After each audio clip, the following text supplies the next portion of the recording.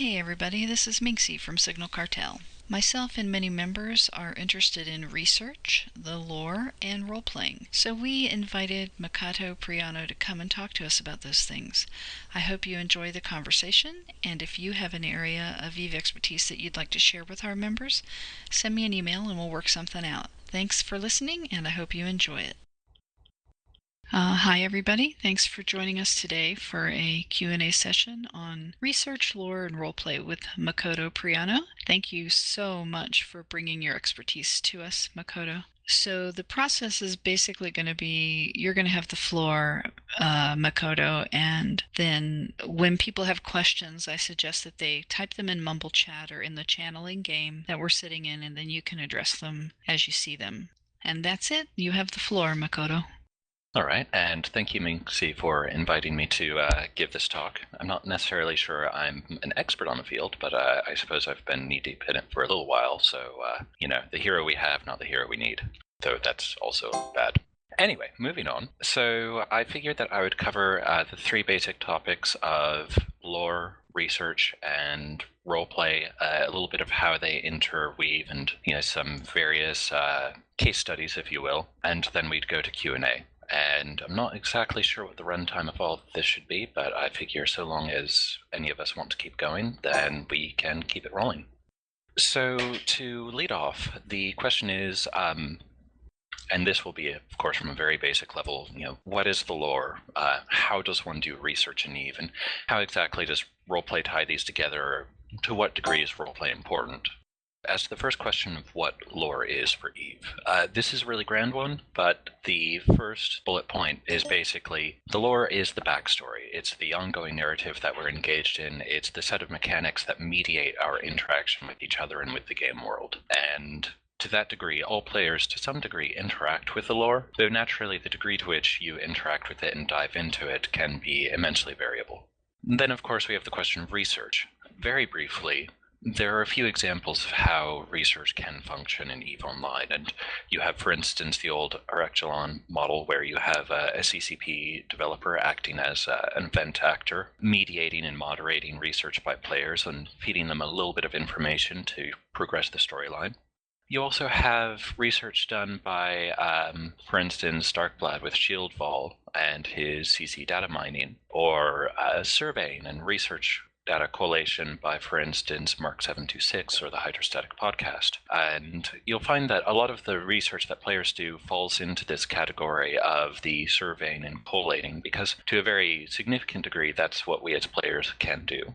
Lastly, and most recently, though, we've certainly seen an uptick in event-mediated research.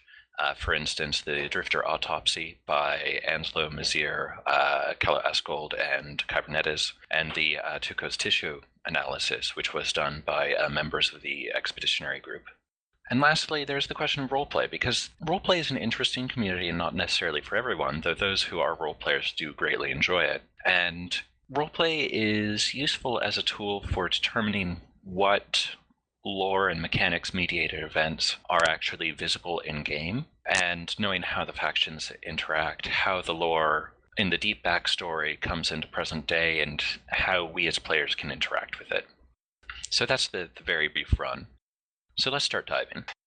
So when I say that lore is the backstory of New Eden, there is a lot there. Hundreds of thousands of pages of material, chronicles ranging from a few paragraphs to novellas.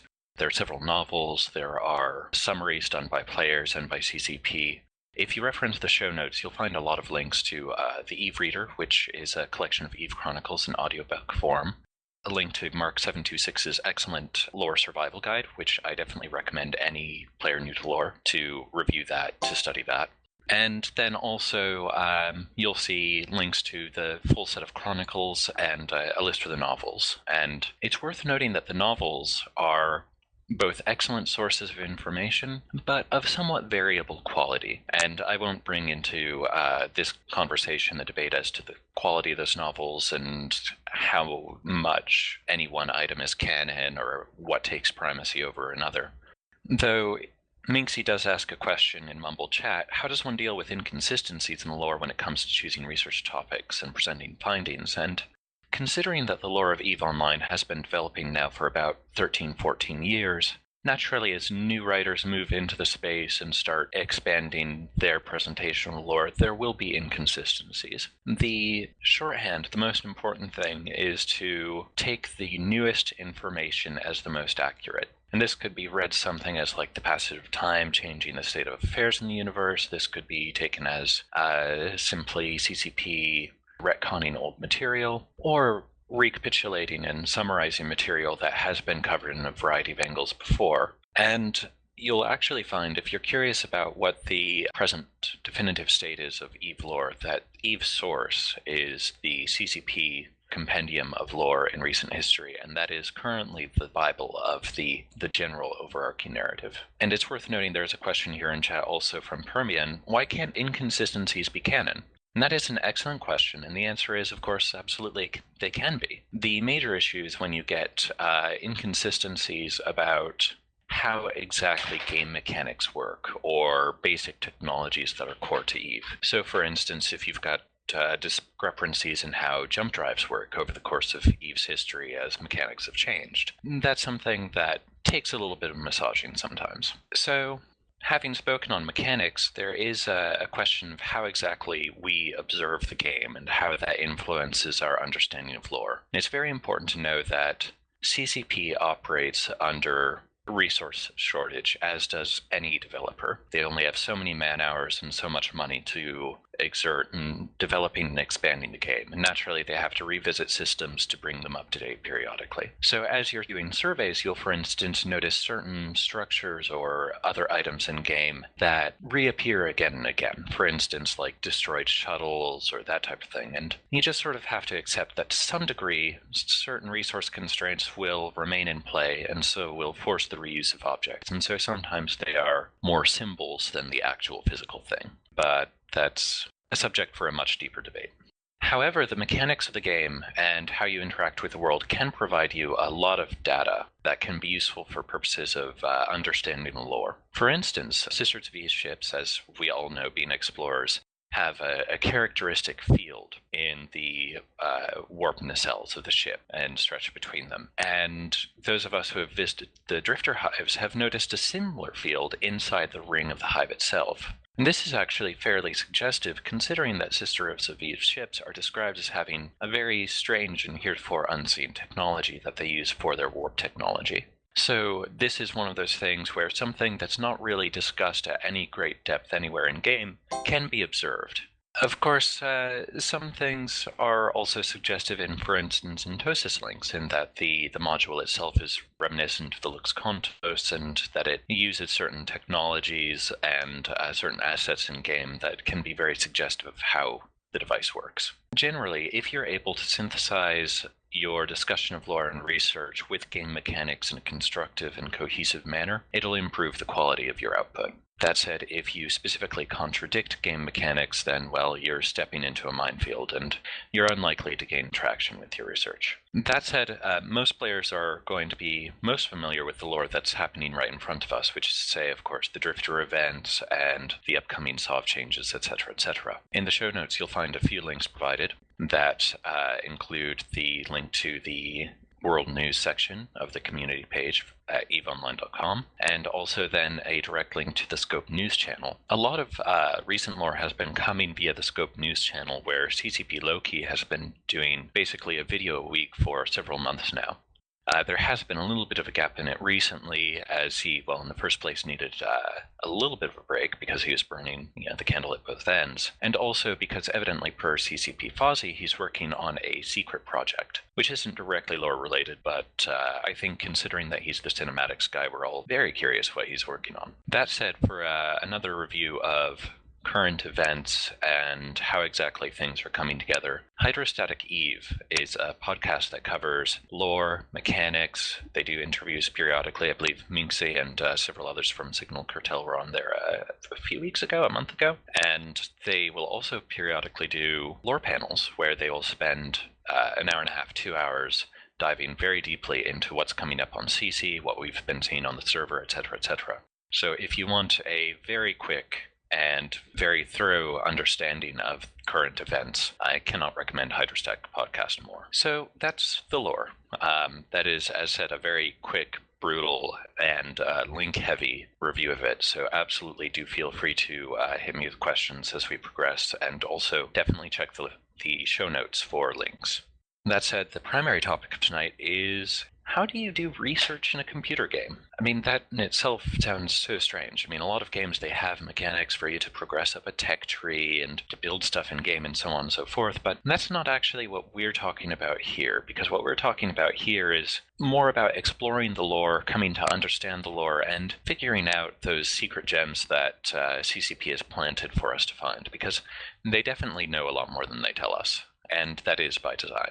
So as I mentioned before, one of the oldest examples of EVE research was Archelon, which was a curated model where a CCP staff member, CCP Dropbear, handled live events and events via the actor Helen Tukos, which is a name you'll recognize from current events as well as being the corpse that's recovered from the Redoubt Hive. Well, the brain bits of which were recovered. Anyway, I digress. So this was an excellent means for disseminating information that was not otherwise available to players, as you had a CCP developer who could then dole out additional information in response to players' role-played activities. While it provided a lot of information, though, it was extremely time-intensive on the part of the developer, and the output was variable. Some people did some amazing stuff, some people did some alright stuff that was canonized nonetheless. And you can see a lot of that research in the EVE Online wiki under the Archelon headers. That said, as CCP Dropbear has since moved on, Archelon has continued as an independent player project, but it also demonstrates the difficulty of an RP-heavy research program when you don't have that developer input, because players can attempt various actions in-game as sort of the symbols of doing a research project, but it's very difficult to get the additional information that you would otherwise be able to find out by that.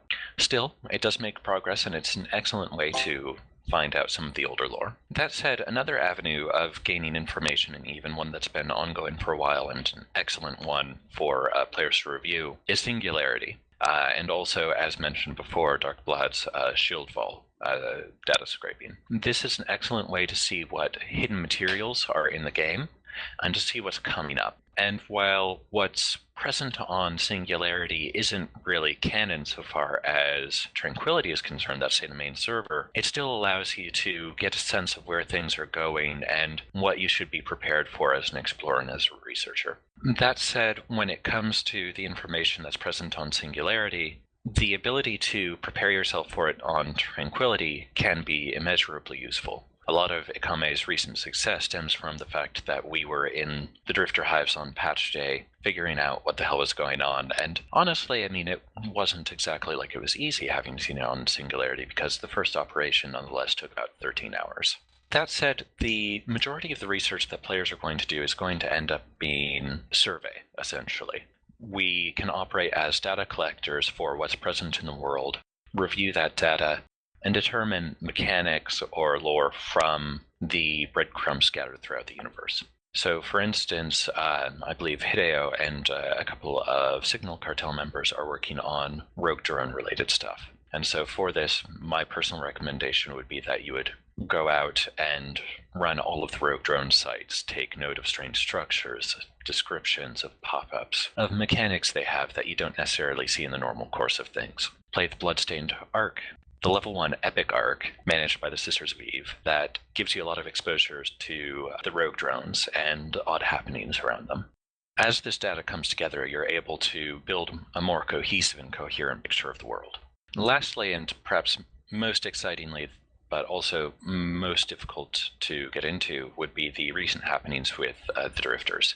And there are actually a couple of really good examples of how this can end up going, and it does end up in some cases depending on real-world background and your ability to dive into limited data and develop theories from that. The first and most important of these would be the Drifter autopsy performed by the pilots mentioned before, where basically there was a single line mentioned in the Tweet Fleet lore Slack, which again I would recommend everyone check out, where I believe it was CCP Fozzie said that, yes, we put the implants where they were for a reason. Single data point, not terribly important in of itself, But then you have the models of the drifters in-game, so everyone can look at the implants and see where they are. The 4 players listed before went, aha, we can research this, because they had a lot of real-world background with medicine and human physiology. And so they started to develop theories of where these implants were, what they could be doing, what their importance could be for a cybernetic organism or cyborg. And they initially actually didn't really release with any sort of commentary by CCP. They just posted on the in-game summit, which there's a link in the show notes for that, at which point one of the developers went, oh, that looks really cool. What would you write if you had a corpse? And away it went. And that's the point at which they went from being a player research group to involved in the lore and having a small live event centered around that. So there was a comment by Sarli in Mumble Chat that getting CCP's attention as a person new to the lore is very difficult. And that is indeed... It's a difficult thing because there are a lot of people trying to get the attention of CCP devs, which is one of the reasons why they don't necessarily do much rubber stamping of research output, because then they would just be overwhelmed with all the people wanting to be made canon. So really your best bet is to do the research, to post it, to put it out there, to develop a brand and to become known, at which point you will enter the canon one way or another, whether it's simply by your players' esteem and you're being brought into the role-playing and lore community as an esteemed member, or whether CCP goes, yeah, that one got it right, and so on. But it's one of those things where we are sort of playing darts here and all trying to hit a bullseye. And this actually does lead into the question of how does role-playing tie into this? Because role-playing is, as I've said before, not everyone's cup of tea. And it's also something that you simultaneously don't necessarily need to be involved in much at all to be part of the lore community, but it can be helpful, especially if you want to be present and involved in in-game events. So at its very basic level, role-playing is just basically understanding the distinction between what events and actions are in character and what's out of character. And what's out of character, a very quick run of it would be like stuff on Singularity. Stuff we're chatting about out of game that has no presence in the EVE Online world, in the world of New Eden. At the same time, if you start diving into it, if you start focusing more on your actions as a character in the game, you'll realize that a lot of what you're doing in space is in character, especially if you have a niche or a career that you're following. We all as explorers slip around quietly in the dark of space with cloaked ships and gather loot and bring it back, and that is research in the in-character sense. And as we start to build more on that foundation of what we do in the world, we develop more of a character and more of a presence. Your layer of involvement or your level of involvement will naturally vary based on your taste, but it's worth noting that there are some people who are very well known who actually do basically no role-playing. As mentioned before, Ravis and Mark726 don't really role-play much at all in the traditional sense, but they do post periodically, and they have a concept of who their persona is and what work they do in character, or that is acceptable in character, builds on that and also benefits naturally from their out-of-game stature as patrons of the lore. The alternative, of course, to the example of the Drifter autopsy is actually the expeditionary group's work in Readout and the various other hives, which leads also into Minxie's question of the tissue popping up in the cargo hold. So as you being familiar with live events or recent events would know, the expeditionary group, composed of various pilots from Kane, Ikame, F-Cord, J-Labs, etc., found Hilon Tukos's body in the Redoubt Hive. And what's actually hilarious about this is that this happened mostly because nothing went according to plan.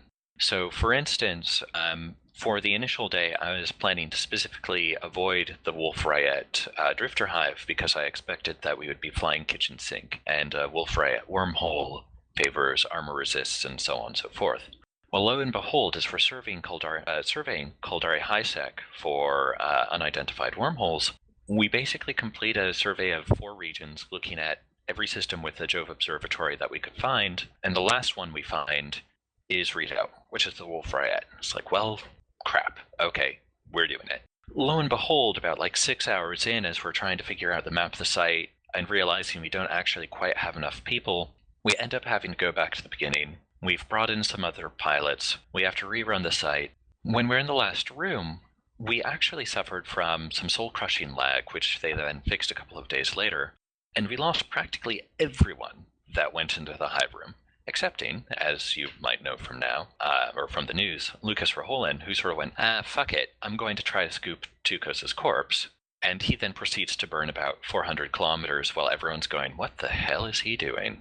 Needless to say, we found that the corpse was an LCO, or a large collidable object. That's say it was effectively a structure in space and so couldn't be scooped. But CCP had planted a proximity trigger on it that gave the first person to close within a very short range, a cerebral slice item in their cargo, and away that whole storyline went. What's interesting about this is that it actually addressed a concern that some players had with the Drifter autopsy, which is that there wasn't an in-game item for it. Needless to say, having an in-game item forced us to act, and a lot of the events that followed that basically stemmed from the fact that, oh, we have this item, we have the MacGuffin, now we need to do something with it.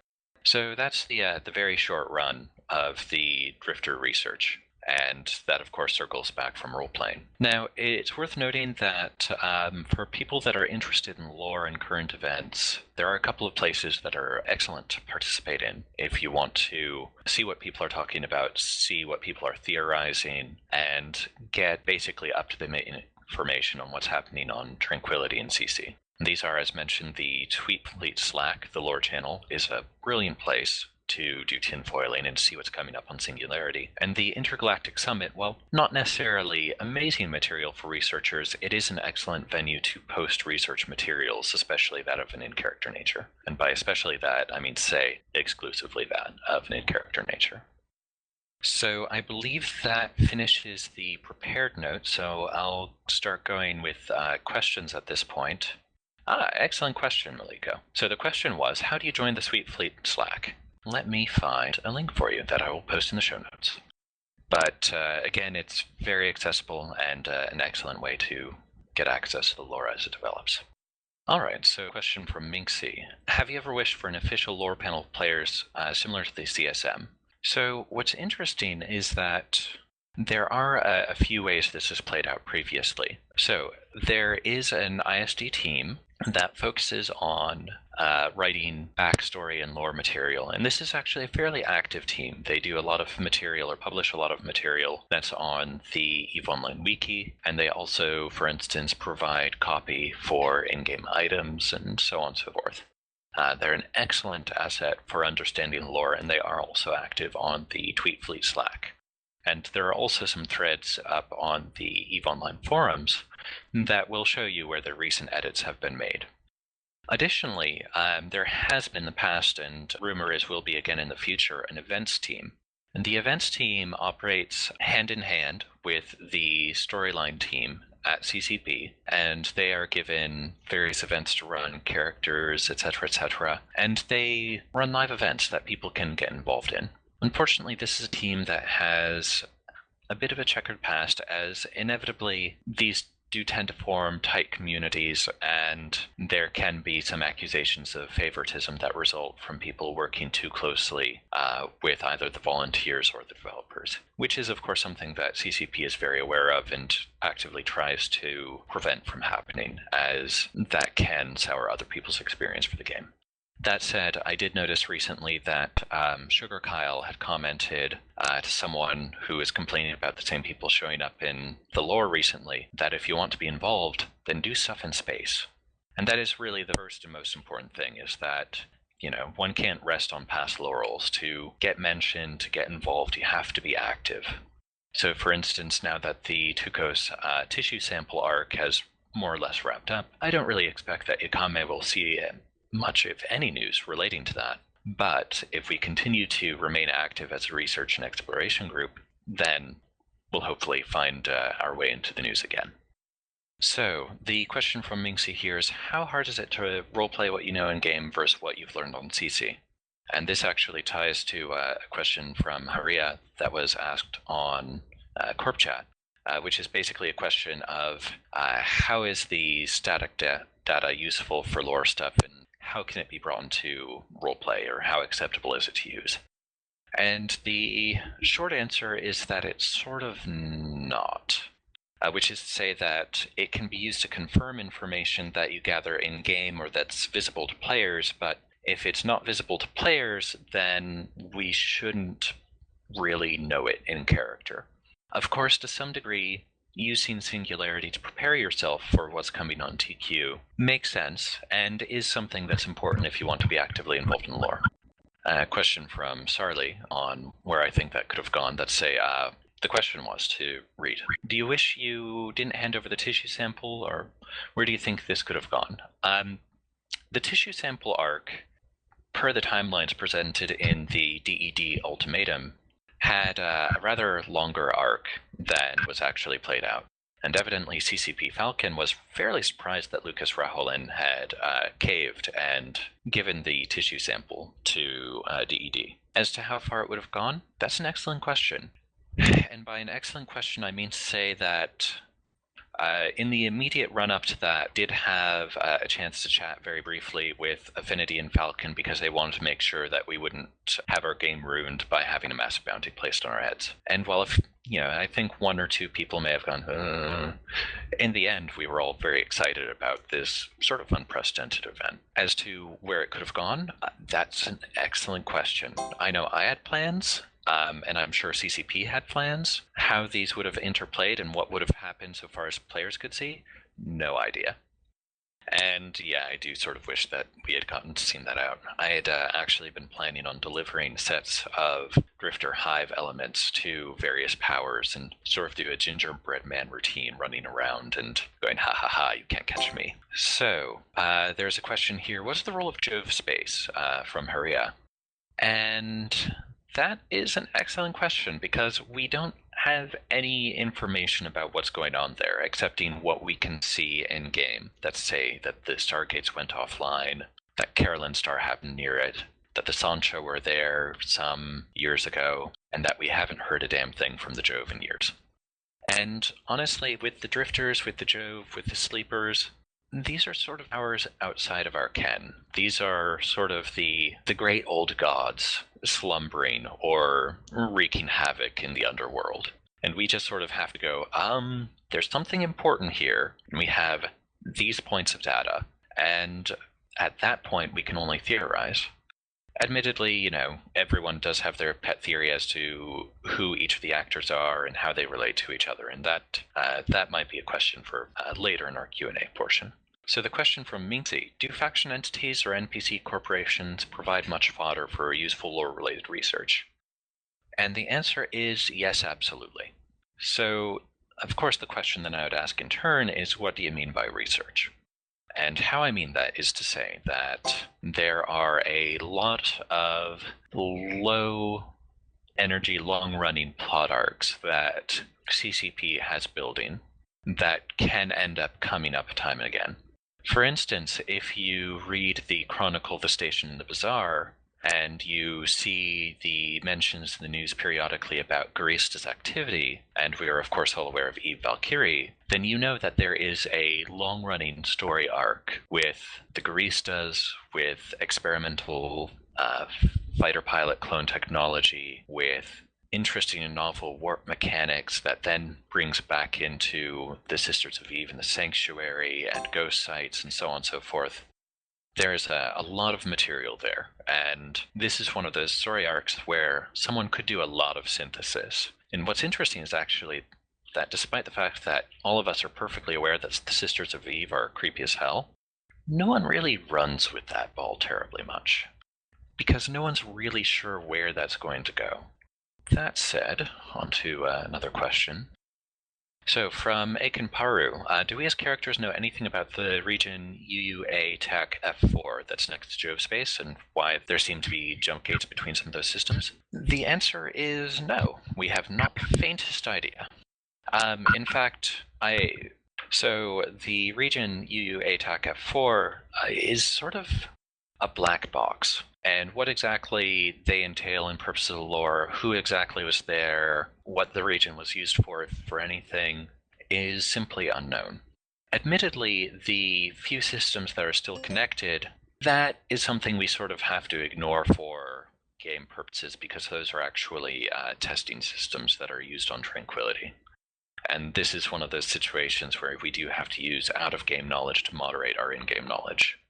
You might also encounter this type of thing with, for instance, Will Goss and Terminal Dogma a little while ago posted a review of some data dumps from Wormhole Space compared to Tranquility, or let's say the normal New Eden cluster, and it determined that a lot of the data was simply a copy and paste, which once everyone started talking about it, there was a lot of, face palming and everyone going, oh god, how do we explain this? And CCP Falcon evidently asked the developers in question. The answer was, well, it was either that or the Apocrypha release would have been months delayed. So sometimes you just have to roll with the information that you're given out of character and agree to ignore it for purposes of immersion. Ideally, that will be a very rare thing, though. So there was a question earlier that was posted by Minxie. What are the challenges of bridging the gap between in-game observable stuff and roleplay? And to a degree, this has just been answered by the question on using out-of-character information to moderate what we know in character, and adjusting, of course, for rule of cool and design constraints. But the most important thing is basically, if it's observable in-game, then one shouldn't contradict it. That is a very important rule. Politely ignoring it because it's necessary for immersion is another factor. Calliope Bayfield asks, is there a common in-character explanation for downtime, or where characters go when they log off in space? Well, so there are going to be a couple of elements here. Downtimes, I believe some people explain away as Concord periodic maintenance on fluid routers and that type of thing.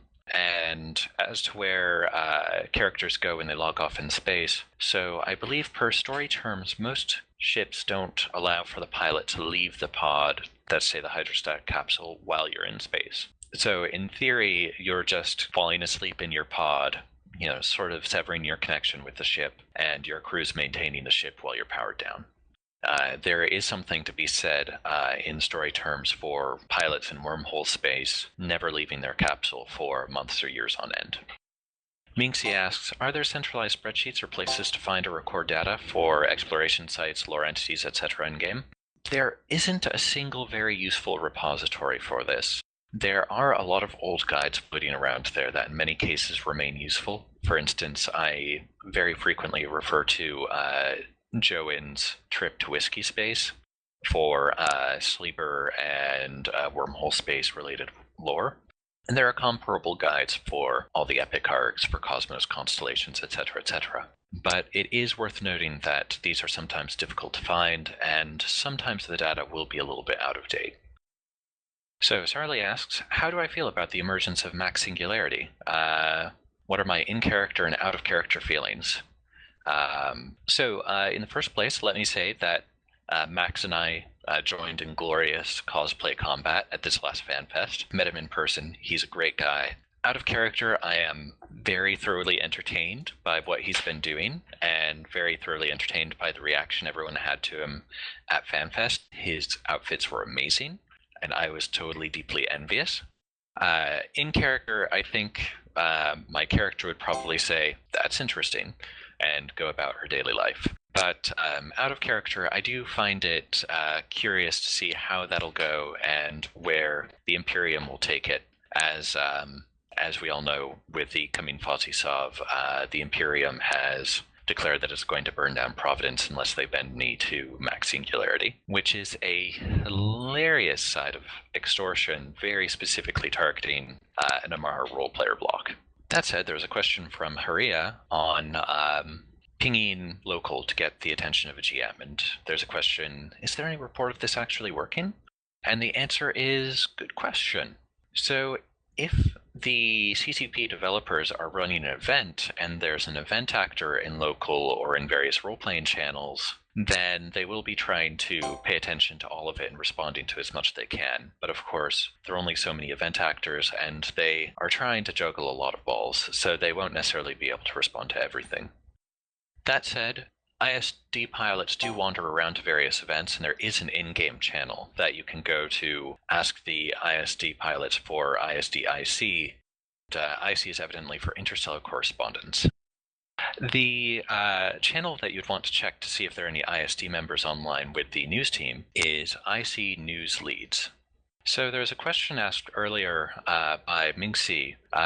Who are the other notable research players and corps in-game, aside from Mikami? And I have mentioned a lot of names, and I will absolutely be expanding the list in the show notes.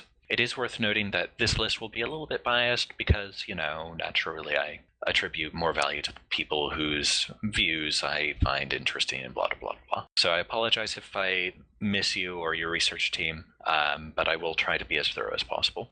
One of the great names is Ravas. He posts periodically on a blog of his where he does a lot of tinfoiling and periodic surveying and so on, and he's a frequent participant in the hydrostatic lore panels, and a link to his blog will be in the show notes. Mark726 does an EVE travelogue, and so he's not really a researcher in the sense that we necessarily might mean it, but he does have quite a lot of presence in the lore community. He is very well known. He is published, as said, an excellent lore survival guide, and while he takes the angle of doing a travelogue and being sort of a spokesman for EVE travel and sightseeing, he does put a lot of interesting material on his site, so definitely check out his blog as well.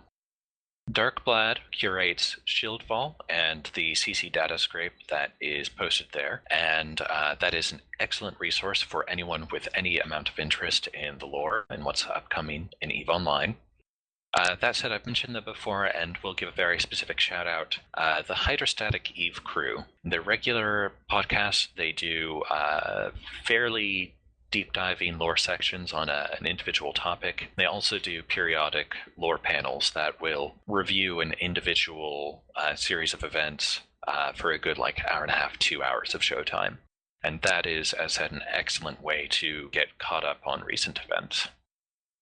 Uriel Paradisi Anteovnucci is also known for doing a lot of tinfoiling, very specifically to the Jove, and involving the Society of Conscious Thought. And he posts both in the General Forum and in the Intergalactic Summit. And then also worth noting some recent folk who have posted some interesting things. Will Goss and Terminal Dogma. New names, haven't seen much from them after their initial splash. He was the one to post the data scrape comparison that identified that Wormhole Space was actually a copy and paste of a lot of systems from New Eden. And that, is definitely something that we'll see how that pans out. I don't think there will be much in terms of lore development from that, because that is one of those things, but again, a name worth knowing. And additionally, then you've got associated teams of people with real-world experience, as with the Drifter Autopsy, Anselo, Mizir, Kybernetes, Kaloas Gold, with the Hilantuko sample analysis, and with our upcoming projects. Sherazad has a ridiculous amount of real-world experience with neurology and artificial intelligence design. Kybernetes Moros, who I've mentioned before, with the Drifter Autopsy, has an engineering background and is currently getting his PhD in high-energy physics. And there are people like this all over in the EVE community, and you benefit a great deal from drawing them onto your teams. So there's one outstanding question from Minxie earlier, which is, how much do the CCP lore devs engage with players behind the scenes? And that's a question that is answered with, briefly, both more and less than you'd think. Both more in that they are really present in the channels where a lot of this tinfoiling happens, less in that, quite naturally, because they know what they're planning, they generally don't pipe up much. They mostly just troll us, and then we try to troll them back, and they're usually more successful than we are. But that said, what you'll sometimes see with these various events, if someone is really trying to do a deep dive with some sort of analysis, we'll occasionally try to run it past the people in the lore channel or some of the developers to see if we can provoke reaction and get people to point out something that's specifically factually wrong. But very rarely do they actually give specific input. For instance, with the Drifter autopsy, I believe the only thing that CCP specifically requested is that the vocal cords on the Drifters have been replaced. That was it. Everything else was based on the physical model that was in-game. Similarly, with the Hilantukos autopsy, or the tissue examination, we did a review of what we wanted to go with to the CCP devs, and they're like, oh, that looks cool. And that was actually about it. There were a few ideas bounced back and forth about his possibly having dirges, but it was decided that that wouldn't be appropriate. And yeah, it's one of those things, like, there was a little bit of dialogue, but the actual amount of involvement was very low when you get down to it. And naturally, all of this stems from research projects that have already been done by players, and we're trying to get a little bit of dev input. But as I said, it's very difficult to get developer input on research projects, so it's not something to be expected. But at the same time, if you do something that really stands out, or if you're lucky to be one of the first to do something that's new to New Eden, then it is much more likely that your report will get traction both with players and with the lore. That said, there's a question from Malika Leduco. How much do you think players affect CCP lore plans? And the answer is a lot and not at all both. So I get the impression, and this is of course just from my experience to date, this is not something that necessarily tracks 100% with what other players have seen, is that the devs have a general thought on where they want to take things and what they want to reveal.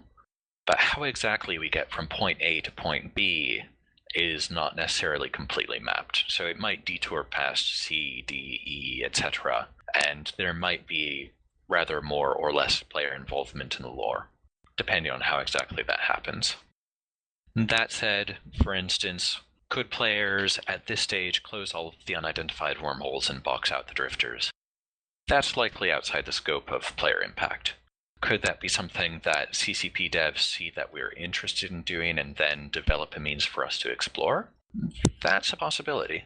And so you see how there's sort of a contour to the edges of player ability to interact with the game world and lore, but at the same time that the developers do try to be responsive both to player actions and player interests. Question from Sarli, is there a research team summit? Nothing specifically by that name. There is the summit, which is for general roleplay. There is, of course, Arak-Jalan, which is its own beast. I know that Signal Cartel has a research division. Ikame has a consortium channel with a few other corporations and pilots that we've flown with. Right now, it is a little bit dispersed and distributed, which is both good and bad. On one hand, if we were to all coordinate our research, we could gather material and data a lot more quickly. But the flip side is that if you get too many people working on a project, then you might end up with duplication. You might end up with issues of certain people taking a spokesman position and trying to get the limelight. There are a number of potential issues. I do somewhat like the idea of having a couple of various research teams competing and working on various different projects. And in that regard, having self-organizing collectives of players doing research does work fairly well. But we can certainly talk about getting more direct communication between all the various research groups. In the interim, though, the Tweet Fleet Slack lore channel is an excellent place for people who are curious about these sorts of things to gather. Minxie asks, do you have any theories about where the Drifter story arc is going that you're willing to share? So, this one can go very deeply indeed, so I'm going to try to be very brief with some of my theories. The first thing to know is that CCP is painting an arc of what I've been calling the War in the Heavens, which is a very grandiose name, but grandiose names tend to stick. And basically, we see in the olden days the Sancha invasion of Jove space, as with Mouse Nel's probe during the original incursion events. We see that there are indications that CCP is following the incursion arc as sort of a pattern for their recent events, mediated more by game mechanics than by event actors, but that's something that makes a lot of sense considering the limited amount of time and resources they have. The end game, as we know, for current EVE development is the expansion of players into uncharted space. And that's to say the ability to build stargates, the ability to build infrastructure and expand out past the current boundaries of New Eden, which if you go back to old lore and search in various places, you'll see mentions of the fact that there are expeditions sent out by the empires to these places, and either they find nothing or don't return, which implies that there be dragons. As explorers, we know that the dangers within the cluster are fairly well known, and sometimes they're quite severe. So the ability to go out there and then simply be gone implies that there is something going on that is currently outside our scope. And it's certainly worth noting that with the opening of Thera and the Shattered Wormholes, with the Drifter Hive systems, with the implications that the Sancha are able to penetrate systems that we don't have access to, and likewise with the Drifters, it is entirely possible that the reason that there be dragons out there is that there is possibly even a war between the Sancha, the Drifters, Jove, Sleepers, who knows, out past the boundaries of New Eden. So how exactly does this play into the Drifter arc? That's a very good question, but my suspicion is that with the recovery of elements and with reverse engineering of Drifter technology, sooner or later that will allow us to develop the first player-built stargates and to expand beyond New Eden. Now, how exactly we get from here, where we have Jove observatories being slowly salvaged and the Drifters wandering around and threat of incursion and sovereignty changes and the rumor of structures on the horizon, that's an excellent question, and that is going to be, I think, a very engaging ride. This actually leads into another question, which is, who are the Drifters? And actually, I don't believe anyone has asked that question. Is anyone curious on a personal theory? Okay, so this is going to be slightly terrible because I haven't had much time to refine it terribly much. And this is a point of some debate, so we will get into this. So if you look up Joan Went to Whiskey Space, which is the info dump from Wormhole Space that I mentioned before, look up the site The Mirror. The Mirror is a classics wormhole combat site that lists a lot of data directories. And that is something that has a lot of interesting seeds for research, but there's not much you can really do with it on its own. It's something that can be used as additional data points to connect what we're seeing. For instance, the Sleepers, as we know from Templar 1 and from the Mirror, are attempting to find, or were attempting to find, before their fall, cures for the Jove disease. Obviously, the Jove disease was never cured, but there were treatments that were being used by various people, which involve cybernetic augmentation, attempts to find new genetic strains that are not as susceptible, stuff like that. And you see a lot of hints of this in the Mirror archive. And if you want to go with the idea that the Jove disease is a neurodegenerative condition based on an over-engineered system falling into disequilibrium, then there's this idea that perhaps the infomorph, when extrapolated completely from the body, may be preserved against this degenerative condition, which is indeed, you might think, why the Sleepers brought some of the Jove, or invited the Jove to join them in the construct to weather the disease until a cure could be found. But of course, we also have in Templar 1 the Caretakers, a faction that exists solely to take care of the Sleepers and to ensure that they remain safe and secure in the construct, to help them back out and back in. Long story short, my theory basically goes to the effect that the Drifters are the Caretakers, artificially preserved against the Jove disease by the use of possibly engineered infomorphs, using cybernetic technology to allow a computerized or fully digitized infomorph to control the Drifter body as sort of a meat puppet. So, in any case, long story short, is that my view tends to be that the Drifters are possibly the Caretakers, and considering that in Wormhole Space we only see the Sleepers and the Talocan, it's worth thinking that the Caretakers may have been the Talocan, or actually rather the Talosan. And this could be borne out by the fact that they are in the first place migratory, which would be necessary for them to continue caring for the Sleepers as they are migrating through space to Wormhole Space. And also, they may be flowing freely through Wormhole Space to take care of the infrastructure that's been set up. Interestingly, you do see that the Drifters, well, in the first place, the name is sort of suggestive. In the second place, a lot of their technology appears to function on the basis of spatial manipulation, and even the symbol of the drifters, which is a triple integral enclosed, is suggestive, per some interpretations, of an enclosed space, which you could then proceed to read as, for instance, a quarantine. And wormhole space, as many of you know, is replete with themes of disease. What's interesting about that, of course, is that there are essentially two plagues that we could see of as having ties with the sleepers.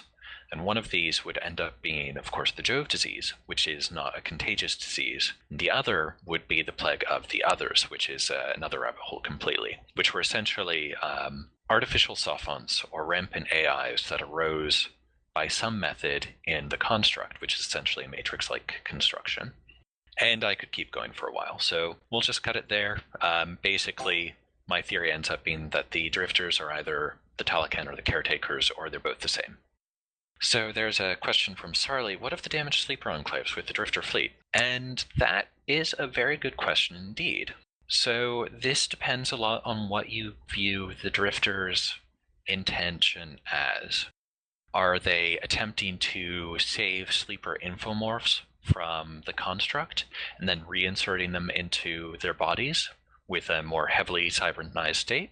Are they parasites using Jove bodies as compatible bases to put their own infomorphs into?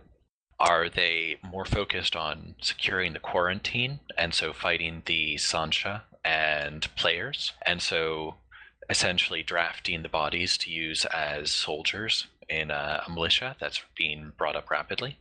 It's an ongoing question, and that is something we definitely don't know yet. And the question is, or protecting them from dust implant hunters from Sarlian. That is, of course, another potential area of invasion that could provoke the quarantine response. Of course, it is worth noting that we first started seeing the drifters and the change of sleeper behavior in the past about 6 months. So either they would be operating on a timer, or it could be that the Sancha presence in that one constellation of the Shattered Wormhole systems was a trigger, or it could easily have been Caroline's star. This is an area where we simply do not know.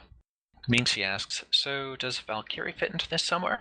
The answer is possibly. For instance, it could entirely be the case that the Guristas will use drifter salvage as a way to extract infomorphs from pilots, or to resurrect dead pilots, and that might be how the initial Valkyrie are made. Currently, the two arcs have not necessarily been tied together, though odds are that the Gurista will come into play sooner or later. And drifter implant technology is certainly going to be a point of some interest as we move forward. Johnny Splunk asks on J005299, which is one of the Sancha shattered systems, any comments? And my answer is, why, yes. That is indeed potentially one of the sparks for the change in sleeper and thus drifter behavior. It's also certainly another sign that something very big has been happening outside of known space. The fact that a faction has been bringing supercarriers into wormhole systems is very interesting, and you can also explore some theories on that on Ravas's blog. He's done a lot of work in that regard. If you ever get a chance in one of those shattered systems, look for a silent battleground. It's a signature, very hard to scan down, that has a revenant wreck, an enclave that's destroyed or damaged, and a lot of wreckage of both sleeper and Sancha vessels, and a lot of loot to be had, of course. Interestingly, it also has a pair of unidentified wrecks. Minxie asks, as in ships we don't recognize? It's a little bit more in the classic wreckage sense, in that it's not really recognizably anything. But that's an unfortunate case where CCP sort of had to reuse some resources, I imagine. In many cases, you have to look at the name of the object in question to get some suggestion that something's amiss. So, for instance, in Thera, you've got the Laka Hro, the Tucker supercarrier that's near one of the beacons. It just looks like it's destroyed hell, really. But noticing the name of it, noticing the descriptions of it, then you get a lot more tinfoil material. And it's worth noting one thing that I didn't mention before. Anytime that you're doing surveying of new and strange sites and want to make sure that you don't miss anything, set your overview to see all, sort it by name, look for things that just are very unusual. An object with a different name, something that's out of place, like a revenant wreck in the epicenter of a shattered wormhole system. Things like that can provide you a lot more thorough understanding of how the story might be progressing. Alright, so I'm going back through the buffer here, and I'm trying to make sure that I haven't missed any questions to date, so if you've asked a question and I haven't answered it, please do feel free to repost it. So, Haria asks, can you comment on the fact that the Drifter Corp HQ is the same system as the Sancha invasion system for Jove space? Why, yes, I can comment, and I will. So, the interesting thing with the Drifters is that if you look at their corp description and their faction description, it does heavily say that they're coming from Anarchus or Wormhole space. The Hive descriptions mention that it's clearly sleeper technology in origin. There's a lot of data right there that is very suggestive of what their links are. Of course, at the same time, some of this isn't necessarily too obvious. I mean, as players, if you look at a Drifter Hive, like the color of the hull material is different, and it's obviously a vaster and spikier construction than the sleepers we know and love, and so on and so forth. And of course, there's also the element that the Drifters, being a visible faction, do have to have a headquarters, which conveniently is the system of Prosper Vault, which is where Mouse Nell's probe went during the original Sancha incursion events. What's curious about this is that this ties them to the Sancha incursions, but it also very clearly states that they are sleeper in origin in some way. How they are is, of course, a point of some extensive debate, and we can go into other people's theories of who the Drifters are at some point later. The one caveat I would provide is that a visible faction has to have HQ system in the database. So it may have been that CCP sort of planted that to see if people would run with it, but also sort of did it out of necessity. So I'm not sure necessarily to take that as a smoking gun as to who they are, whether it's a Sancha Jove fusion or whether it's just to verify why, yes, they are a response to Sancha, and they're answering the Jove distress calls and coming sort of as the cavalry to save the remnants of the Jove Empire. I can't really say as to whether Prosper Vault is that smoking gun.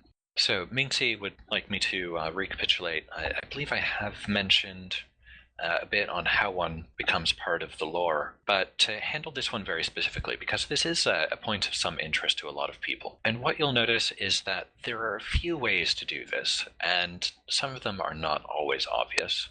For instance, some of the people who have been focused on in-scope videos probably never really imagined that they would end up having a video made about them.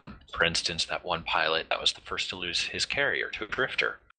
He probably had no idea that losing a carrier on patch day would end up putting him front and center on a video. Likewise, the fellow who was the first to entosis a station service. These people were just doing what they do in EVE and happened to be the first to do something that was notable, and thus they participated, and thus they were featured. With the coming Drifter incursions, which we admittedly don't know when they'll end up happening or what they'll end up involving, there are likely to be a lot more firsts that can come into play.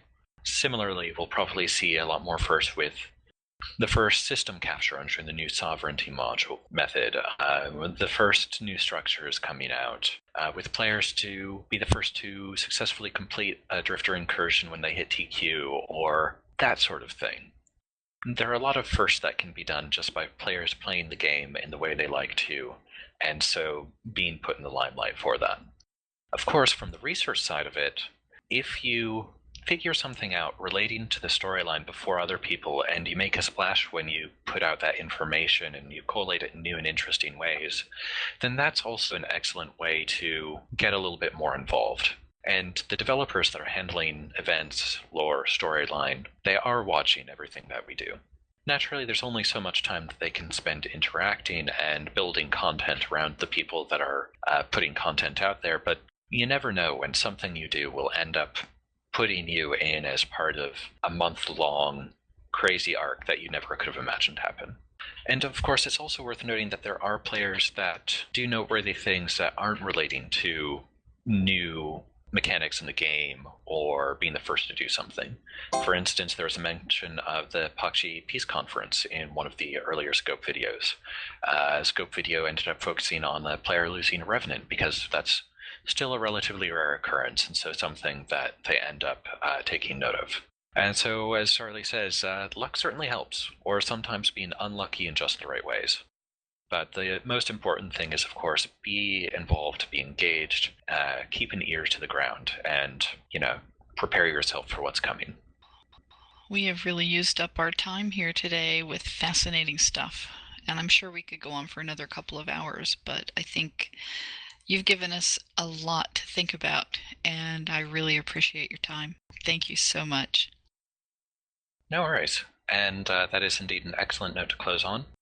So I will be around off and on over the day, so do feel free to poke into the Akame public channel and throw me any questions you have. And alternatively, when this is posted online, then we can naturally field Q&A and bring in some other folk.